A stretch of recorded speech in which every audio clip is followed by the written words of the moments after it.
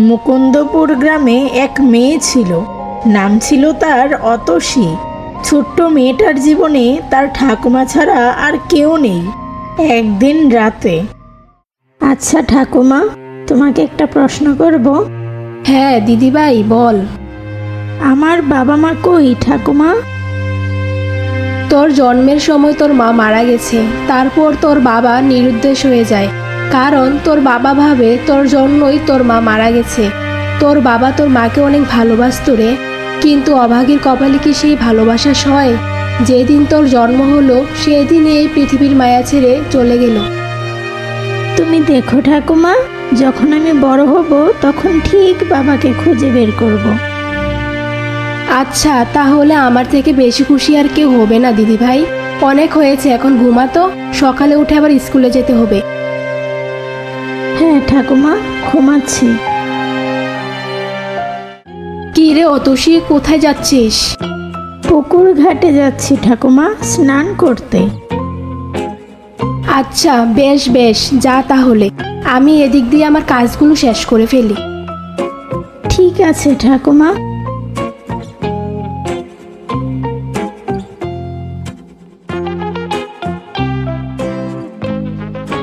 বাহ, কি সুন্দর পদ্ম ফুল ফুটেছে পুকুরে। যাই, কিছু ফুল তুলে আনি, ঠাকুমা দেখলে খুব খুশি হবে।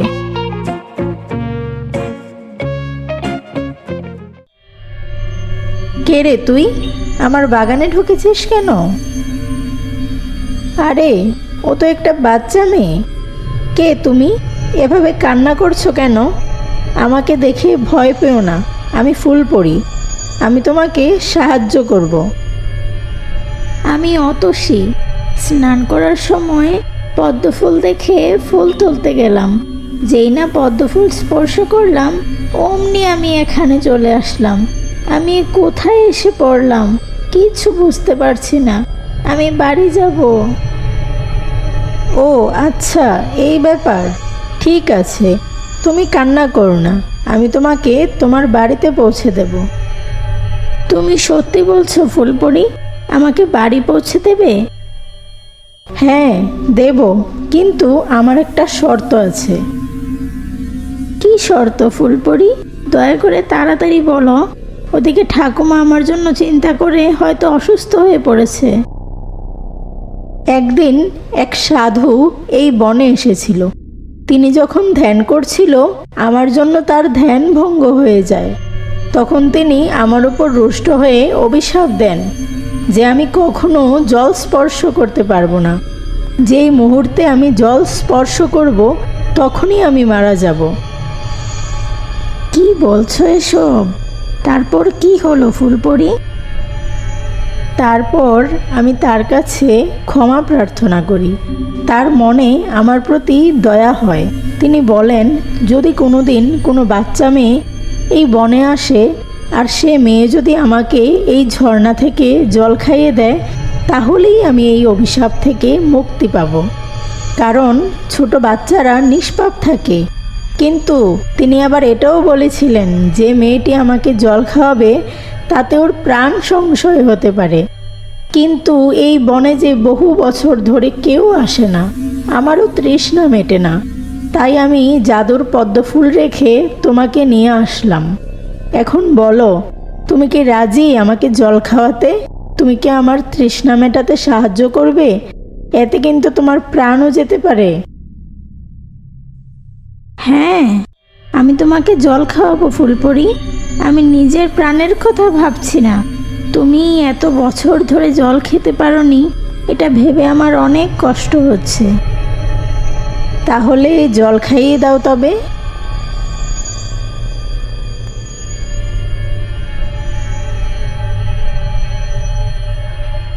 আমি তোমার সরলতায় খুবই প্রসন্ন হয়েছি অতসী। কি বলছো তুমি ফুলপরি? কই, আমার তো কিছুই হলো না, আমি তো ঠিক আছি। আরে বোকা মেয়ে, আমি তো তোর পরীক্ষা নিচ্ছিলাম, তোর সরলতার পরীক্ষা। এসব অভিশাপের কথা আমার বানানো গল্প ছিল। তুই সেই পরীক্ষায় সফল হয়েছিস। তাহলে এখন আমাকে ঠাকুমার কাছে দিয়ে এসো না ফুলপরি। ঠাকুমা আমার জন্য চিন্তা করছে। দেব দেব, চল যাই তাহলে। কোথায় ছিলি তুই? তোকে আমি খুঁজতে খুঁজতে শেষ। তুই তো আমার শেষ ঠিকানা। তোকে না পেলে আমি তো মরেই যেতাম। কোথায় চলে গিয়েছিলি তুই দিদি ভাই?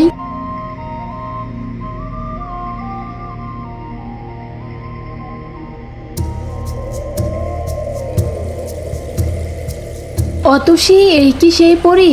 ওমা, কি সুন্দর দেখতে। হ্যাঁ ঠাকুমা, এটাই সেই ফুলপরি। অতসীর সরলতায় আমি খুবই খুশি হয়েছি। তাই খুশি হয়ে আমি আপনাদের যে কোনো একটি ইচ্ছে পূরণ করতে চাই। মেয়েটার জন্মের পরই মা মারা গেল। বাবা সেই দুঃখে নিরুদ্দেশ হলো। আমার কোনো ইচ্ছে নেই মা, কিন্তু আমার একটাই আশা, আমি মরে যাওয়ার আগে যেন মা মরা মেয়েটাকে তার বাবার হাতে তুলে দিয়ে যেতে পারি। না হলে আমি যে মরেও শান্তি পাবো না মা। এটা দেওয়ার ক্ষমতা যে আমার নেই ঠাকুমা, তবে অতসীর বাবাকে খুঁজে বের করতে আমি অবশ্যই তাকে সাহায্য করব। এখন অতসী, তোমার একটি ইচ্ছে বলো তো। ফুলপরি, আমি আমার বাবা মাকে কোনো দিন দেখিনি। একবারের জন্য হলেও আমি আমার মা বাবাকে দেখতে চাই। তুমি কি আমার এই ইচ্ছেটা পূরণ করতে পারবে? হ্যাঁ অবশ্যই। আজ পূর্ণিমা, যা করার আজকে রাতেই করতে হবে। একটা বড় বাটিতে করে বাটি ভর্তি জল নিয়ে এসো তো অতসী। এটা দিয়ে কি হবে ফুলপরি? আগে নিয়ে এসো, তারপর দেখতে পাবে কি হবে। আচ্ছা, আমি নিয়ে আসছি। এখন বাটিটা মাটিতে রাখো। এখন এটা দিয়ে কি হবে ফুলপরি? আজকে রাতে আকাশে যখন চাঁদ উঠবে তখন এই বাটিটা নিচে রাখবে। এমনভাবে রাখবে যেন বাটিতে চাঁদের প্রতিচ্ছবি দেখা যায়। তাহলেই সেই বাটিতে তোমার বাবা মায়ের ছবি দেখতে পাবে।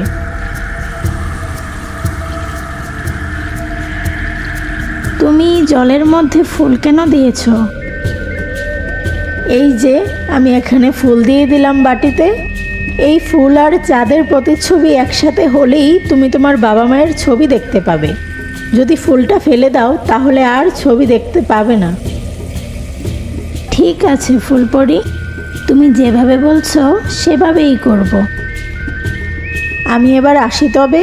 এখানে থাকাটা আর উচিত হবে না। গ্রামের লোক আমায় দেখে নিলে সমস্যা হবে। এখনই চলে যাবে? আরও কিছু সময় থেকে যাও। না অতসী, আজকে আর নয়, আজ আমি আসি। মন খারাপ করো না তোমরা। তোমাদের বিপদে যখন আমাকে ডাকবে আমি ঠিক তখনই চলে আসব। এই যে নাও, এই ফুলটা তোমার কাছে রাখো অতসী। এই ফুল দিয়ে কি হবে? এই ফুল হাতে নিয়ে বলবে, পরি এসো এসো পরি আমারও নিকটে, আমি যে পড়েছি চরম বিপদে, তাই তোমাকে এত করে ডাকছি যে, তাহলেই আমি চলে আসব। ঠিক আছে ফুলপরি, বিদায়। ঠাকুমা, বাবাকে কিভাবে খুঁজে বের করব আমি? আমার যে বড্ড চিন্তা হচ্ছে। আমিও জানি না রে দিদি ভাই, তবে আমার দৃঢ় বিশ্বাস তুইই পারবি তোর বাবাকে খুঁজে বের করতে। থাক এখন এসব কথা, অনেক ধকল গেছে আর সারাদিন ধরে। এগুলো নিয়ে পরে ভাবিস। আয় এখন খেতে আয় তো দেখি। ঠিক আছে।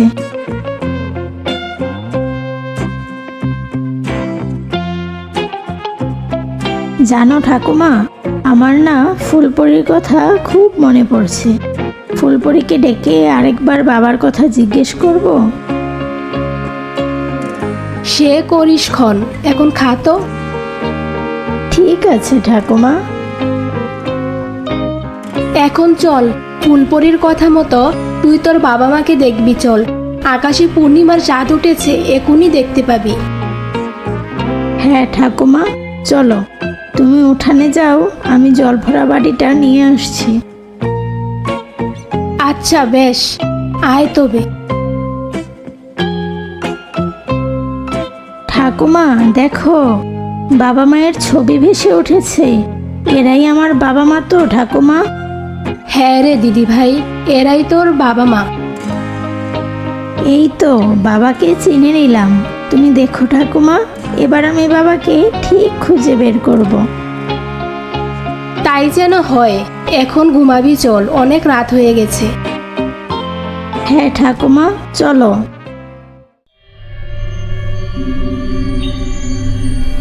চিন্তা করিস না অতসী, এবার তুই তোর বাবাকে ফিরে পাবি। তুই তোর বাবাকে খুঁজে বের করতে পারবি। তবে ফুলপরি তোর বাবার সম্পর্কে সব কিছু জানে। বাবাকে নিয়ে একটা স্বপ্ন দেখেছি ঠাকুমা। কি বলিস দিদি ভাই, কি দেখেছিস? জানো ঠাকুমা, মা আমাকে স্বপ্নে বলছিল আমি বাবাকে খুঁজে বের করতে পারবো। আর ফুলপরি বাবার সম্পর্কে সব কিছু জানে। কি বলিস রে দিদি ভাই, বুড়ির স্বপ্ন সত্যি হয় তাহলে তোরটাও এবার সত্যি হবে।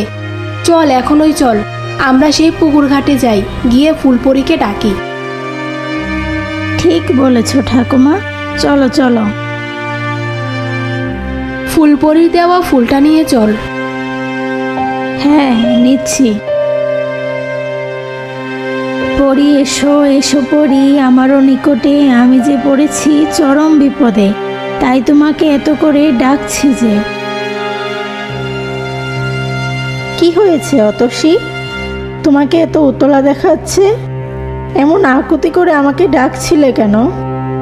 ফুলপরি, আজ স্বপ্নে মা আমাকে বলছিল যে বাবাকে কিভাবে খুঁজে পাবো সে বিষয়ে তুমি সব জানো।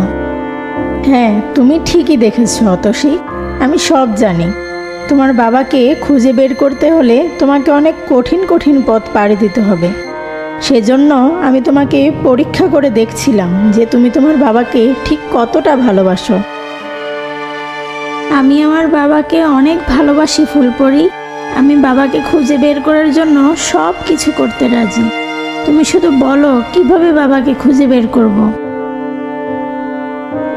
দয়া করে বলো, চোখ বুজার আগে আমি আমার ছেলেটাকে একটাবার দেখে যেতে চাই। মা মরা মেয়েটাকে ওর বাবার কাছে তুলে দিতে পারলে আমি মরেও শান্তি পাবো। এমন কথা বলো না ঠাকুমা, তোমাকে ছাড়া আমি থাকতে পারবো না। সবাইকেই তো একদিন মারা যেতে হবে রে দিদি ভাই। আমার মৃত্যুর আগে যেন তোর বাবা ফিরে আসে।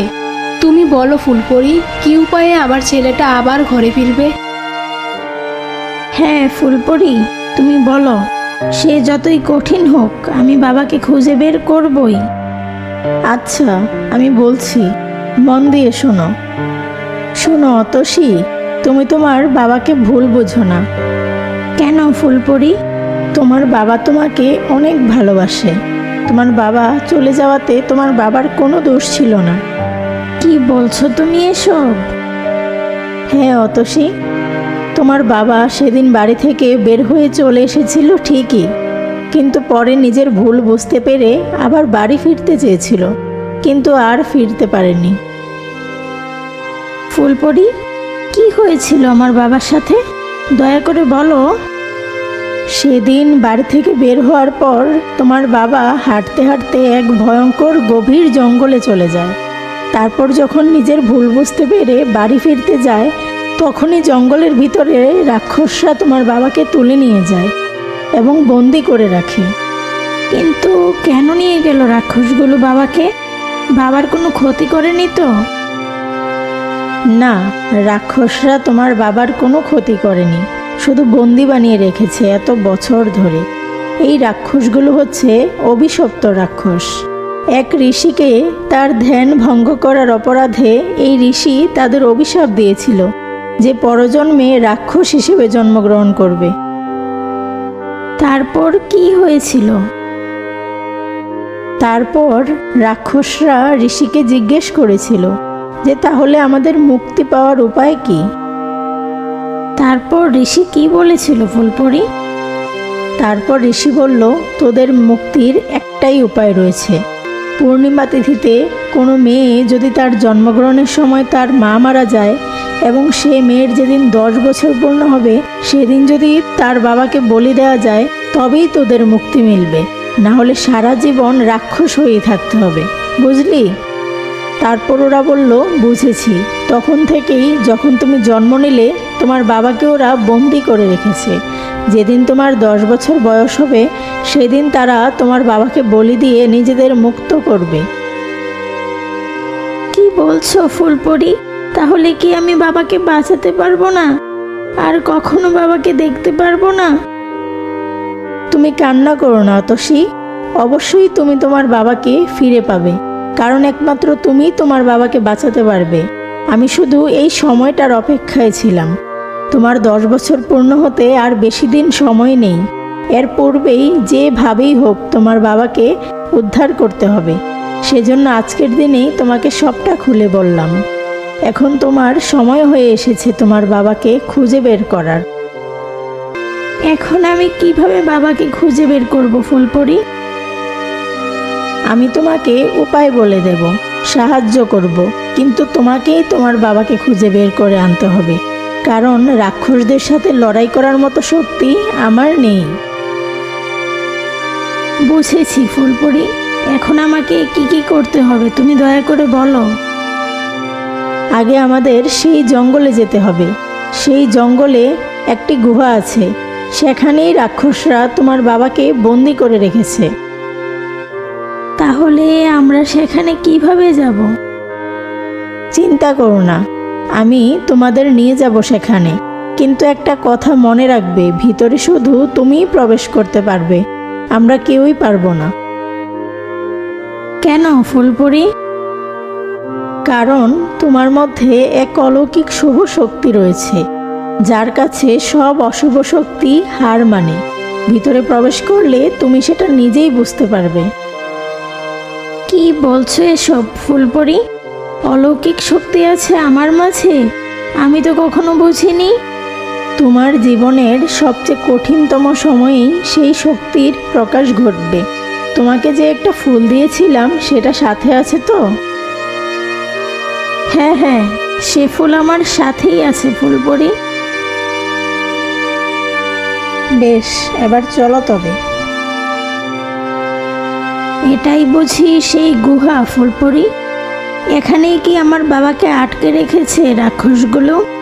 হ্যাঁ অতসী, এখানেই তোমার বাবাকে রাক্ষসগুলো বন্দি করে রেখেছে এতগুলো বছর ধরে। এ তো অনেক ভয়ানক জঙ্গল ফুলপরি। এখানে তো মনে হয় না কখনো কোনো মানুষ চলাচল করে। হ্যাঁ অতসী, তুমি ঠিক বলেছ, এই জঙ্গলে কখনোই কোনো মানুষ আসে না, কারণ এই জঙ্গলে যে আসে সে আর কখনো ফিরে যেতে পারে না। তাদেরকে রাক্ষসগুলো মেরে খেয়ে ফেলে। এত ভয়ানক রাক্ষসগুলোর সাথে আমার ছোট্ট নাতনিটা কিভাবে লড়াই করবে ফুলপরি? রাক্ষসগুলো যদি ওর কোনো ক্ষতি করে ফেলে, আমার যে খুব ভয় করছে ওকে পাঠাতে। চিন্তা করবেন না, রাক্ষসগুলো ওর কোনো ক্ষতি করতে পারবে না। ঠাকুমা, তুমি ভয় পেও না, আমি আমার জীবনের কথা ভাবছি না। বাবাকে উদ্ধার করাই আমার কাছে সবচেয়ে গুরুত্বপূর্ণ। আমার যাই হোক না কেন, বাবাকে যেন বাঁচাতে পারি এই আশীর্বাদ করো। তুই যে আমার একমাত্র বাঁচার সম্বল রে দিদিভাই। আমার ছেলেটারও প্রাণ সংশয় রয়েছে। ঈশ্বর আমাকে কি বিপদে ফেললেন। তুই সাবধানে যাস দিদিভাই। তুমি চিন্তা করো না ঠাকুমা, বাবাকে উদ্ধার করে আমি ফিরে আসব। আর দেরি করা ঠিক হবে না অতসী, এবার ভিতরে প্রবেশ করার সময় হয়ে এসেছে, কারণ এমন সময় রাক্ষসগুলো খাবারের সন্ধানে যায়। এমন সময় গুহা একদম ফাঁকা থাকে। এটাই সঠিক সময় ভিতরে প্রবেশ করার জন্য। কিন্তু আমি ভিতরে কিভাবে প্রবেশ করব ফুলপরি? গুহার মুখে যে দরজা লাগানো। তুমি গিয়ে দরজাটা স্পর্শ করো, তারপর দেখো কি হয়। আর শোনো, তুমি ফুলটাকে নিজের পুটুলিতে রাখবে। ফুলটাকে কাছছাড়া করো না কখনো। ফুলটাকে তুমি কিছু বললে আমি এখান থেকেই শুনতে পাবো। আমি তোমাকে ফুলটার মাধ্যমেই বাইরে থেকেও সাহায্য করতে পারবো।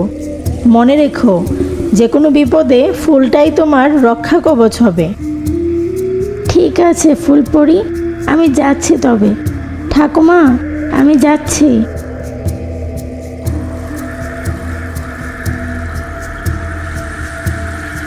আমার খুব চিন্তা হচ্ছে, কি জানি মেয়েটা কি অবস্থায় আছে ভিতরে।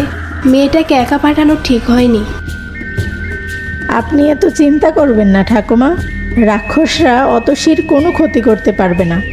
যতক্ষণ আমার দেয়া ফুল ওর কাছে থাকবে ওরা ছুঁতেও পারবে না, কিন্তু যদি ফুলটা ওর কাছ থেকে হারিয়ে যায় তাহলেই ওর বিপদ হবে। মেয়েটা আমার বেঁচে থাকা শেষ সম্বল ফুলপরি। ছেলে বৌমাকে তো সেই কবেই হারিয়েছি। ওকে হারিয়ে ফেললে আমিও বাঁচব না। কাঁদবেন না, দেখা যাক কি হয়। এখানে দাঁড়ানো ঠিক হবে না, ঝোপের আড়ালে চলুন।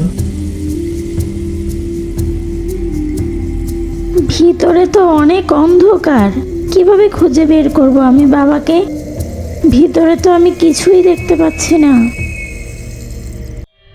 বাবা, কোথায় তুমি? আমি তোমার মেয়ে, তোমাকে উদ্ধার করে নিয়ে যেতে এসেছি। কোথায় তুমি? আমাকে একবার সাড়া দাও বাবা। বাবা, বাবা উঠো, আমি তোমার মেয়ে অতসী। বাবা উঠছে না কেন? এখানে তো জলও নেই যে জল ছিটাবো।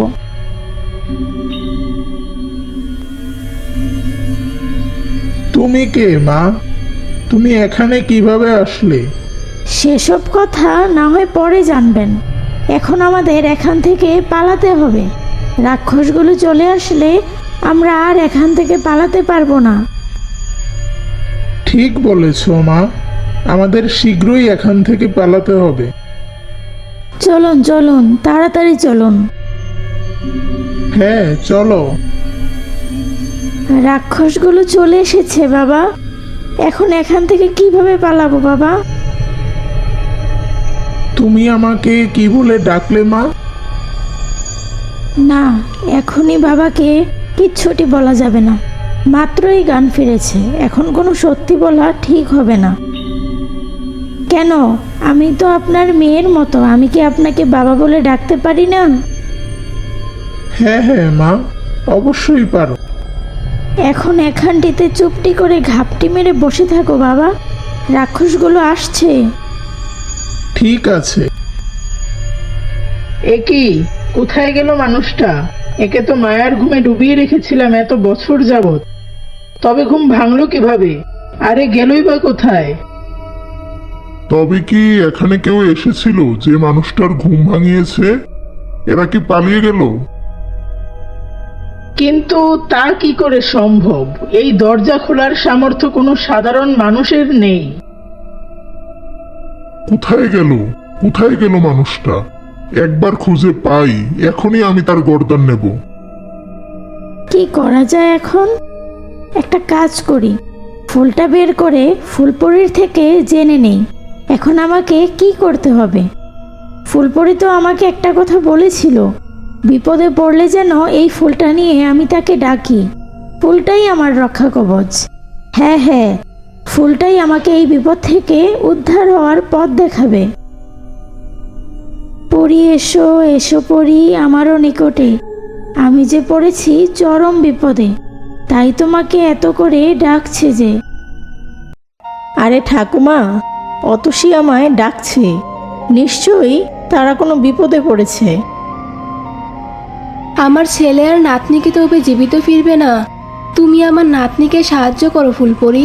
আমার ছেলে আর নাতিটাকে বাঁচাও তুমি। কাঁদবেন না ঠাকুমা, আমি দেখছি কি করা যায়। অতসী, কি হয়েছে?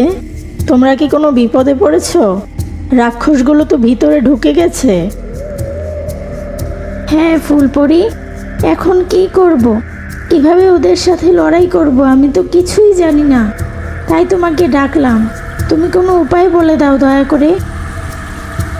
শান্ত হও অতসী, এত বিচলিত হইও না। আমি বলে দিচ্ছি কি করতে হবে। ওদের সাথে তুমি শক্তি দিয়ে লড়াই করে পারবে না, ওদের সাথে তোমাকে বুদ্ধি দিয়ে লড়াই করতে হবে। আমাকে কি করতে হবে তাড়াতাড়ি বলো ফুলপরি, আমার হাতে সময় নেই। রাক্ষসগুলো খুঁজছে আমাদের, খুঁজে পেলেই গর্দান নেবে বলছে। শুনো তবে, এই গুহার মধ্যেই যে কোনো একটি জায়গাতে এই রাক্ষসগুলোর প্রাণভোমরা লুকানো আছে। কতগুলো সাপ এই প্রাণভোমরাকে রক্ষা করছে, তোমাকে সেটাই খুঁজে বের করতে হবে। বুঝতে পেরেছি, কিন্তু এই সাপগুলোর সাথে আমি একা কিভাবে লড়াই করব? রাক্ষসগুলো তো আমাদের খুঁজছে, ওদের থেকে পালিয়ে কিভাবে বের করব? সেটা তোমাকে বুদ্ধি দিয়ে বের করতে হবে। তবে মনে রেখো, সে সময় আমার দেওয়া ফুলটা তোমার কাজে আসবে, কারণ এই ফুলের গন্ধ সাপ সহ্য করতে পারে না। তার মানে তুমি সাপগুলোর কাছে ফুলটা নিয়ে গেলেই সব বুঝতে পারবে। আচ্ছা, ঠিক আছে।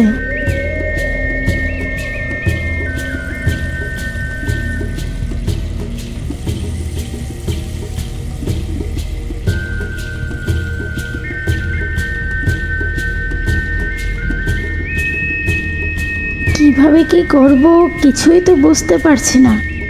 এতগুলো ভয়ঙ্কর সাপের সাথে কিভাবে লড়াই করব? আরে, ফুলপরি না আমাকে বলেছিল তার দেওয়া ফুলের গন্ধ সাপ সহ্য করতে পারে না? দেখি তো ফুলটা বের করে ওদের সামনে গিয়ে দেখি কি হয়।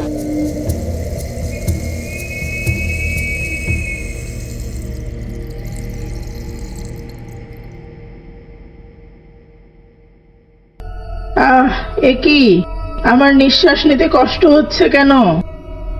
আহ, ও, আমারও দম বন্ধ হয়ে আসছে। তবে কি আমাদের প্রাণভোমরার কাছে কেউ গিয়েছে? তাই হবে, চলো দেখি তাড়াতাড়ি। এ কি, কে তুই? কত বড় সাহস তোর, আমাদের আস্তানায় এসেছিস? আর বেঁচে ফিরতে পারবি না তুই, আমি এখনই তোকে চিবিয়ে খাবো। আবার হাতে আমাদের প্রাণ ভোমরা? এ কি, সাপগুলো মারা গেল কিভাবে? তোকে সাধারণ মানুষের বাচ্চা মনে হচ্ছে না, কারণ কোনো সাধারণ মানুষের পক্ষে এই গুহাতে ঢোকাই অসম্ভব। আর তুই গুহাতে ঢুকে সাপগুলোকে মেরে আমাদের প্রাণভোমরা হাতে নিয়ে দাঁড়িয়ে আছিস। কে তুই? তোর আসল পরিচয় বল, নয়তো এক্ষুনি তোকে চিবিয়ে খাবো আমি। আমি যেই হই না কেন, তোমরা আমার কোনো ক্ষতি করতে পারবে না, কারণ তোমাদের প্রাণভোমরা এখন আমার হাতে। না, তুই এটা করবি না, আমাদের হাতে দিয়ে দে এটা বলছি। দিয়ে দিতে বলছো? আচ্ছা, ঠিক আছে, দিয়ে দেব, কিন্তু আমার একটা শর্ত আছে। তুই এমনি আমাদের হাতে মরবি এখন, আবার তুই আমাদের শর্ত দিচ্ছিস? সে যাই হোক, তোমরা রাজি কি না তাই বলো। আমার শর্ত না মানলে এক্ষুনি তোমাদের প্রাণভোমরা ধ্বংস করে দেব আমি। একদম না, আমাদের মারবি না তুই। শুনি তোর কি শর্ত আছে। তোমরা যদি আমার বাবাকে ছেড়ে দাও, তাহলে আমি তোমাদের হাতে এটা দিয়ে চলে যাব। কি, এই লোকটা তোর বাবা? আর তুই সেই মেয়ে, যে মেয়ের 10 বছর হওয়ার জন্য আমরা এতগুলো বছর ধরে অপেক্ষা করছিলাম? হ্যাঁ, আমি সেই মেয়ে, আর তোমাদের বিনাশের চাবিকাঠিও আমার হাতেই আছে। তাই বলছি, শর্ত মানবে কি না বলো। কোনো প্রশ্নই আসে না, তুই আমাদের কিচ্ছু করতে পারবি না। এতদিন তোর বাবাকে আটকে রেখেছি, এখন তোকেও মারবো। দুটোকে একসাথে মারবো, অনেক মজা হবে। তবে রে, দেখ আমি তোদের কি হাল করি। তোদের সাহস তো কম না, তোদের প্রাণভোমরা এখন আমার হাতে, তারপরও তোদের দম্ভ কমে না। এই নে তবে।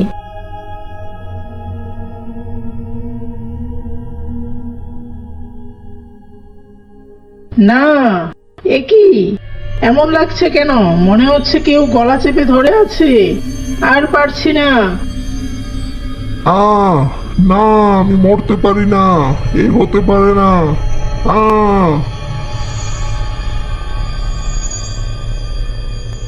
এ কি, রাক্ষসগুলো মারা গেল নাকি? আগে যদি জানতাম এইভাবে ফেলে দিলেই রাক্ষসগুলো মারা যাবে, তাহলে আরো আগেই ফেলে দিতাম। যাই হোক, এখন বাবার কাছে গিয়ে বাবাকে নিয়ে আসি। রাক্ষসগুলো কোথায় মা? তোমার কিছু হয়নি তো? তুমি ঠিক আছো তো? হ্যাঁ হ্যাঁ, আমি ঠিক আছি। রাক্ষসগুলো মারা গেছে। কি? কিভাবে কি হলো? এটা তো অসম্ভব। তোমাকে যে কি বলে ধন্যবাদ দেব মা, আমি বুঝতে পারছি না। আজ কতগুলো বছর পর আমি ওদের হাত থেকে মুক্তি পেলাম। তোমার কাছে আমি সারা জীবন কৃতজ্ঞ থাকবো মা। আরে না না, ছি ছি, আপনি এসব কি বলছেন? এবার তো বলো তুমি কে, তোমার পরিচয় কি? আগে গুহা থেকে বের হয়ে বাইরে চলুন, তারপর সবই জানতে পারবেন। তাড়াতাড়ি বের হন, বলা যায় না আবার কোন দিক দিয়ে কোন বিপদ চলে আসে। হ্যাঁ হ্যাঁ, চলো। আপনাকে তো আমার মায়ের মতো দেখতে। মাকে সেই কত বছর আগে দেখেছি। হ্যাঁ রে, আমি তোর সে হতভাগী মা। মা, তুমি এখানে কি করছো? আর এরাই বা কারা? নিজের মেয়েকে তুই চিনতে পারলি না বাবা? এটা তোর সেই ছোট্ট মেয়ে, অতুষী রেখেছি ওর নাম। কি? ও আমার মেয়ে? কি বলছো মা? আমার মেয়ে? বাবা, আমি তোমার মেয়ে বাবা। তুমি আমাকে ছেড়ে কেন চলে গিয়েছিলে বাবা? আমার ভুল হয়েছে রে মা, আমাকে ক্ষমা করে দিস। এই ভুলের শাস্তিও তো আমিও পেয়েছি বল, এতগুলো বছর ধরে। এ মা, ওকে। বাবা, এ হলো ফুলপরি। ফুলপরির জন্যই তোমাকে খুঁজে বের করতে পারলাম। ফুলপরি সাহায্য না করলে হয়তো এই জীবনে তোমাকে আর পেতাম না বাবা। ধন্যবাদ ফুলপরি, আমাকে বাঁচানোর জন্য। তোমার জন্যই আমি আবার আমার পরিবারের কাছে ফিরে আসতে পেরেছি। হ্যাঁ ফুলপরি, তোমার জন্যই আমার ছেলেটাকে এত বছর পর ফিরে পেলাম। তোমাকে অসংখ্য ধন্যবাদ। ধন্যবাদ দেবেন না আমাকে, কারণ এটা আমার দায়িত্ব ছিল। আমি একজনকে কথা দিয়েছি যে অতসীর বাবাকে উদ্ধার করে ওর কাছে ফিরিয়ে দেব, তাই আমি তোমাকে সাহায্য করেছি অতসী। কাকে কথা দিয়েছিলে তুমি ফুলপরি? তোমার মাকে অতসী। তোমার মায়ের মৃত্যুর পর তার সাথে আমার দেখা হয় তারার দেশে। এখানে তোমার দুঃখ দেখে সে খুব কষ্ট পাচ্ছিল, তাই আমাকে অনুরোধ করে আমি যেন এখানে এসে তোমাকে সাহায্য করি, তোমার বাবাকে তোমার কাছে ফিরিয়ে দিই। তাকে দেয়া কথা রাখতেই আমি এখানে এসেছি অতসী। কি বলছো এসব? মা তোমাকে আমার কাছে পাঠিয়েছে? হ্যাঁ, তোমার মাই আমাকে তোমার কাছে পাঠিয়েছে। তোমার মাকে দেয়া কথা আমি রেখেছি। এবার আমার বিদায় নেওয়ার সময় হয়ে এসেছে, আমাকে যেতে হবে এখন। না ফুলপরি, তুমি এখনই চলে যেও না। তোমার কাছে আমার একটা শেষ চাওয়া আছে। আমার এই ইচ্ছেটা পূরণ করো দয়া করে। কি চাও অতসী? বলো আমাকে, আমি নিশ্চয়ই তোমার ইচ্ছেটা পূরণ করব। আমি আমার মাকে একবার দেখতে চাই ফুলপরি। একবার ডাকো না আমার মাকে। আমি তো অভাগী, জন্মের পর থেকে কখনোই মায়ের ভালোবাসা পাইনি। জীবনে একবার অন্তত যদি মায়ের সাথে কথা বলতে পারি, তবে আমার আর কোনো দুঃখ থাকবে না ফুলপরি। একটিবার ডাকো আমার মাকে। তোমার মা তো তারার দেশে চলে গেছে অতসী, এভাবে তাকে ডাকা তো ঠিক হবে না। আমি জানি ফুলপরি, তুমি পারবে আমার মাকে ডেকে আনতে। একটিবার মাকে ডেকে দাও, আমি তাকে শুধু একবার দেখতে চাই। বেশ, তবে আমি ডেকে দিচ্ছি তোমার মাকে। মা, আমি তোমার মেয়ে অতসী। জানি রে মা, আমি যে রোজ তারার দেশ থেকে তোকে দেখতে পাই। মা গো, তুমি আমাকে রেখে কেন চলে গেলে মা? আমার যে তোমাকে ছাড়া থাকতে খুব কষ্ট হয়। এটাই যে নিয়তি মা, সবাইকেই একদিন এই পৃথিবী ছেড়ে চলে যেতে হবে। নীলিমা, তোমাকে আবার দেখতে পাবো কখনো ভাবিনি। আপনি বাড়ি ছেড়ে চলে গিয়ে ঠিক করেননি। এর জন্য আমার মেয়েটাকে কতগুলো বছর কষ্টে কাটাতে হলো। আপনিও তো কত বড় বিপদে পড়লেন। আমি ভুল করেছি নীলিমা, তুমি আমাকে ক্ষমা করো। এভাবে বলবেন না। আপনাদের এই অবস্থায় রেখে আমি যে স্বর্গেও যেতে পারিনি। তারার দেশে গিয়ে ফুলপরীকে পাঠিয়েছি আপনাদের সাহায্য করতে। এবার আপনি রাক্ষসদের থেকে মুক্তি পেয়েছেন, আমার মেয়েটাও তার বাবাকে ফিরে পেয়েছে। এখন আমি নিশ্চিন্তে স্বর্গে যাত্রা করব। আমার মেয়েটাকে দেখে রাখবেন মা। বৌমা, তুমি চিন্তা করো না, অতুষীকে এতদিন যেভাবে আগলে রেখেছি এখনও সেইভাবেই দেখে রাখবো। আমি যাচ্ছি অতসী, তুই ভালো থাকিস মা। মায়ের জন্য মন খারাপ করিস না, আমি স্বর্গে খুব ভালো থাকবো। বেশ মা, তোমাকে আর আটকাবো না, তুমি স্বর্গবাসী হও। আমাদের এবার বিদায় নিতে হবে, তোমরা সবাই ভালো থেকো। তোমাকে ধন্যবাদ ফুলপরি, তুমি আবার এসো। বেশ, আসবো। এখন যাচ্ছি তবে। নীলিমা, চলো। এরপর অতসী তার বাবার ঠাকুমার সাথে সুখে শান্তিতে দিন কাটাতে লাগলো। এই দাঁড়াও দাঁড়াও, ভিডিওটি যদি ভালো লেগে থাকে তাহলে একটি লাইক দিতে ভুলবে না। নিচে কমেন্ট করে জানাও আজকের ভিডিওটি কেমন লাগলো।